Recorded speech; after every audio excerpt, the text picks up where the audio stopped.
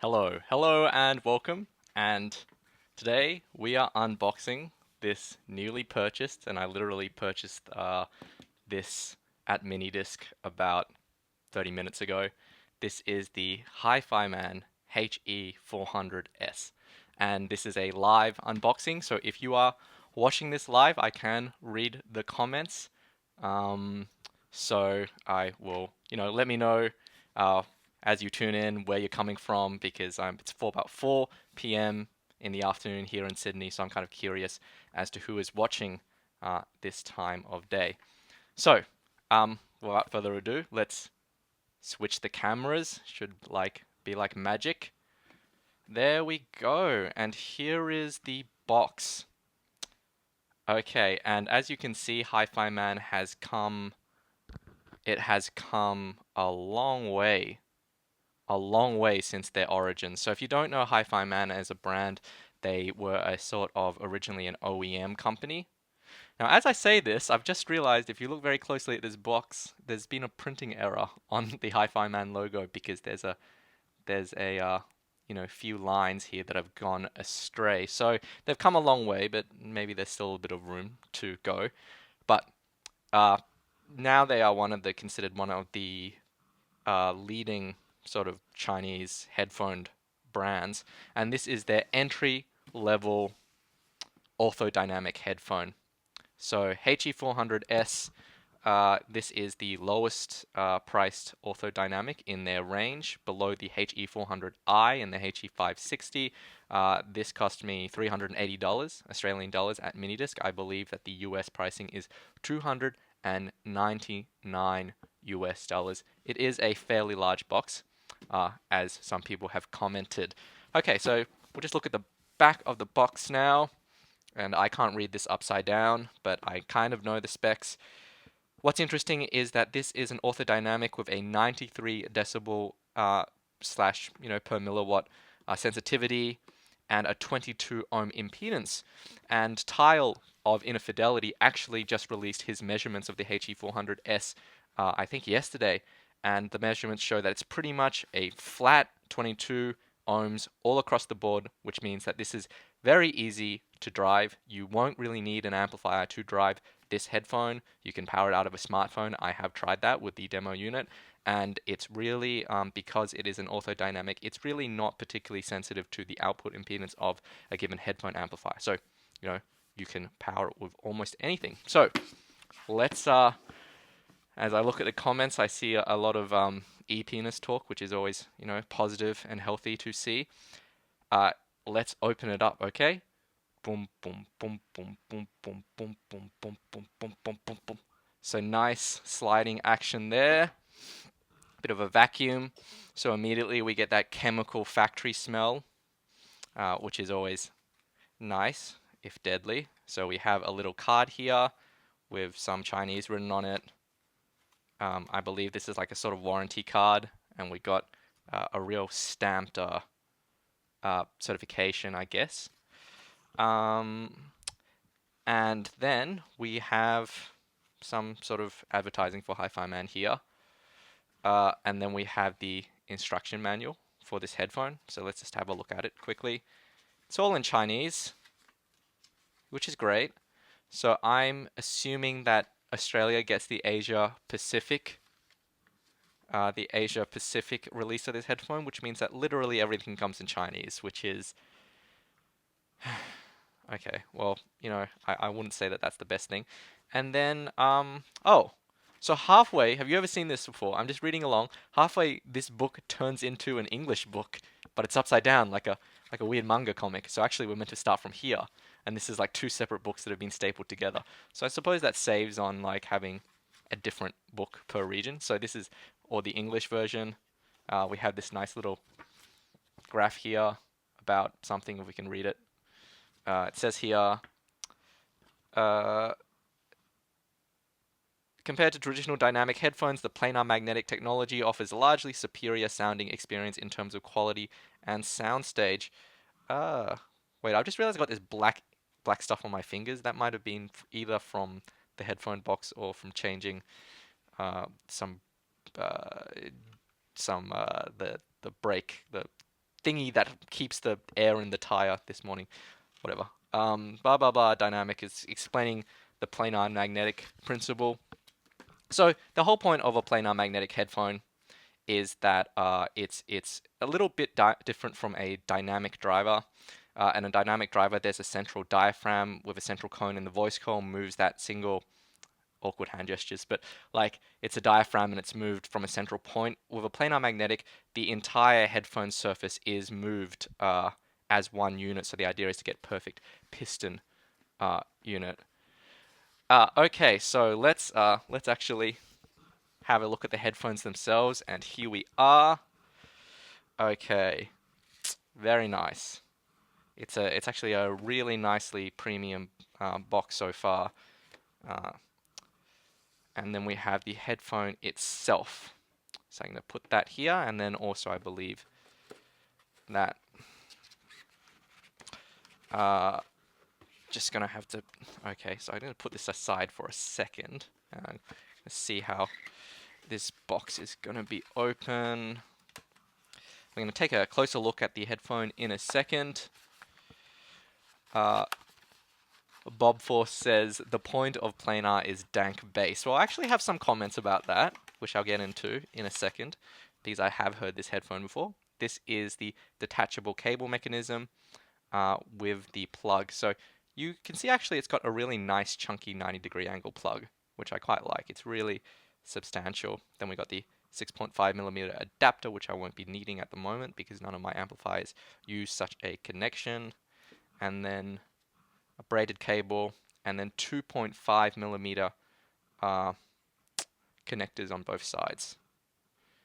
Okay, so just want to remark, one of the things that you have to be aware of HIFIMAN, and it floats around a lot, they are a sort of a prestige, I guess, Chinese brand, but they don't have they still aren't regarded as being particularly great in terms of quality control. So for instance, just looking, don't know if it turns up on camera, but just looking here, if we let the camera focus, the camera's not going to focus, but there's a little bit of a glue marking here on the cable, which is a little irksome. Yes, there's quite a lot of dick talk going on in the YouTube comments, which, you know, I'm glad that you feel the need to express yourself in such a manner. Okay, so let's actually have a closer look at the headphone itself. We got some plastic around here, and as I mentioned before, I have actually demoed this headphone twice now before purchase, so I can make some comments as to how it sounds as I open it up, but we'll just remove this plastic wrapping. But I'll just make some brief comments about the design. Now, one of the nicest things about this as a planar magnetic headphone, and this is my first orthodynamic headphone that I've ever purchased, I've avoided buying them even though I think they sound great. And for instance, the LCD from Audeze is one of my favorite headphones. I've avoided buying them because they're just way too heavy. They're just way too heavy. And this headphone is actually 350 grams. So it's still sort of heavy for a headphone, but it's very light for a planar. It's the lightest for HIFIMAN standards, and I believe it might be one of the lightest in the world. So again, we can see a little bit of the thread coming off the velour pad here, if you can see that. If you think I'm being nitpicky about the build quality of this headphone, I absolutely am, because this is one of the things that you have to be aware with HIFIMAN. They aren't known for tremendously great build quality. So actually this is a little worse than I expected, because the demo unit was pretty nice. So there's a bit of a glue marking right here on top of this headphone clip adjustment, which I could probably get rid of that, but that's sort of annoying. And then we have a really, really basic construction of the headphone. So these are all plastic parts. So they actually don't look that great in person. They show up okay on camera. You can imagine that they're metal, but in person they look just a little bit chintzy. Like, to me, the kind of paint finish on the plastic isn't quite as nice. If you have a look at the HE400i, they actually look nicer despite being made out of basically the same material because they go for a matte black plastic. Um, but yeah, I am sort of uh, other than that, they seem sort of built solidly enough. This headband mechanism is, it looks sort of cheapo, but it works, I guess. It's the same headband mechanism as on the $2,000 or $3,000 HE1000 from HIFIMAN, and on that one it actually wobbles and it's made of metal and it feels terrible. So at least I only played, and again, this headphone was purchased uh, with a great deal of support from my Patreon subscribers. So I can't, say that I purchased this entirely with my own money. But I did not pay, $2,000 for this headphone, so I'm willing to give it a little bit of a pass in terms of build quality. But at the same price, you can get a Philips X2, and if you've ever had a look at the Philips X2, the build quality is above and beyond this headphone, just leagues ahead of this headphone. That isn't to say this is a badly built headphone. It's nice enough, as you can see on camera. It's comfortable. I've worn it. It is fairly comfortable. Uh, and I can talk a bit about the sound now. So let's actually switch back to the face camera. Okay. Oh wait, no. I was gonna actually show you what it was like to wear this headphone, but I've got the microphone on top here. What I might do, I'll plug the headphone in, and I will make a more detailed first impressions video. Of this headphone. I'll just show you something which is kind of cool. If you can see it, that's right. You can see the planar driver right here. So as you can see, this isn't like a traditional diaphragm dynamic driver. So just for comparison, I'll show you what the R70X looks like from behind. And you can see that it's actually, you can't really see it, but it's a circular driver with radial kind of spokes going out of it. Whereas the planar here on this headphone, it's actually a magnetic grid. And that is the flat magnetic plane that moves back and forth and produces sound, which is a cool principle. And these have traditionally been quite heavy. As you can imagine, a fully fledged magnetic grid is quite a lot of metal and electronics and that kind of thing. And this is a single-sided. There are actually other kind of planar magnetics which have magnets on both sides of the diaphragm, I guess. Okay, so I'll just make some quick comments about the sound. And again, just show you the little bits of the velour head ear pads are flaking off, which is kind of gross. Okay, so the HE400S I have heard a few times. Tile and Inner Fidelity released measurements which show that it's very, very similar to the HD600. I don't have the HD600 myself, so I don't know how valid that comparison is in practice. I can tell you that this is a really balanced, well-tuned, nice sounding headphone. It's quite smooth, it's inoffensive, it's got a nice tuning to it. I would put it somewhere between the R70X, which is more thick and sort of more mid-bassy, and maybe closer to something like the AKG K712, but without the mid-forwardness. I would say that the main emphasis on this headphone, where the kind of nice bit of it really is in the mids, even though it's not like particularly mid-forward, but in the lower mids and the upper mids, it has a nice, clear kind of clarity. It's a bit smoothed over in the treble. My one big criticism of this headphone is that the bass is, to my ears, I know it's going to be quite enough bass for a lot of people. To my ears, the bass is rolled off. So you don't get that sort of visceral bass slam that I really want. And for a orthodynamic, it's not really the same as something like the LCD or the even the HIFIMAN HE400i, the HE560. This doesn't have that same uh, solidity to it. I've realized that I have opened a Pandora's box in the comments, so I'll just not respond to the. Never mind. Okay, so that was probably a mistake even to say anything. Anyway, so yeah, it doesn't have that sort of visceral bass slam. I think it sounds clean and fast in the bass, and it probably is tighter in the bass than my R70X, but it doesn't have nearly the same amount.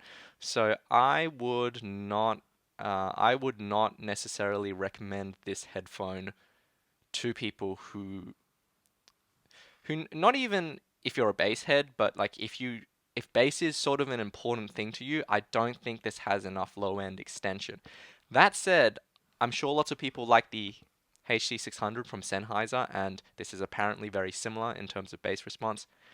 Apart from that, it's really smooth, easy listening, and I'll have some more updated uh, first impressions in a second. Well, not in a second, but I will upload them with a few more days of listening. Now, I'm going to ask if there's any specific questions you have about this headphone, not about penises or anything like that. Any specific questions about this headphone, and I'll try to answer them now, or I'll try to answer them in the first impression. So go ahead and shoot while I examine this headphone carefully for some more uh, any potential issues, because this is still a personal purchase of mine, so I want to make sure everything is good. Okay. So I'm going to actually try and take the ear pad off this headphone. I'm going to try and work out how to do that. It's actually kind of weird. The ear pad is... okay, I'm not going to do that because I don't know how to do it and I might break the headphone. So what I'm going to do is I'm going to get the instruction manual. So, Van Ollis asks, how is the quality of the velour pads? And my answer is that they are quite nice actually. They're quite soft, nice and comfortable. I can tell you it is a fairly comfortable headphone. One of the more comfortable headphones that I've tried, despite being somewhat heavy, on the heavier side for a headphone. I don't know how it is for a long period of time in terms of wearing comfort, but in terms of the short term, it's quite nice. Bob Force asks, is this easy to drive from a smartphone? It should absolutely be easy to drive from a smartphone because of the low impedance. You should be fine. I have driven it to perfectly working volumes, perfectly listenable volumes out of a smartphone. That said, I would not necessarily use this outdoors because it is a fully open headphone, but it is transportable. Okay, so next question, just scrolling up here, is how do you think these would compare to the X2s? Hawk asks. The X2s are much more fun sounding, so the X2s are much bassier, much more sort of aggressive overall in tone. I think I can understand why people would compare them because they're in a similar sort of price range, but this is the more balanced, this is the more neutral sound, but it's somewhat rolled off in the bass, so it's immediately different. As soon as you hear the X2, you hear that bass. It's pretty substantially different. Uh, okay. Kieran asks how does porn sound on it, and I will say it's a bad idea always to listen to porn on open headphones. Uh, Gambit166. Oh, no, that's not a question, it's a comment. HD700 most comfortable headphone either ever. I I would kind of dispute that, but up to you. Oh, jeez. Okay, so uh, okay, so there was a comment that I actually have scrolled past. I can't. Space Monkey Mojo comments that for some reason I think the V-Motor boom mic sounds better than the mic Lachlan is using now. Now, what I have noticed about this microphone is that I need some sort of windsock or wind filter over this because it does produce more plosive sounds than the V-Motor, which is sort of annoying. But I will as soon as I find a sort of little windsock, it will be cool. Right. Well, I'll just conclude because there was a comment before that was asking, is this good bang for buck? I will say that for an entry level planar, this is excellent value for money, but I would not think you should expect this to uh, exceed the performance of other headphones for around this price. So it's good. It's another option that you can go for. What's nice about this headphone, it's going to be easy to drive, but I didn't get blown away by this headphone out of the box. It's just a nice sounding headphone, but it doesn't have, like, if you are really excited about the planar sound, and this headphone is molting.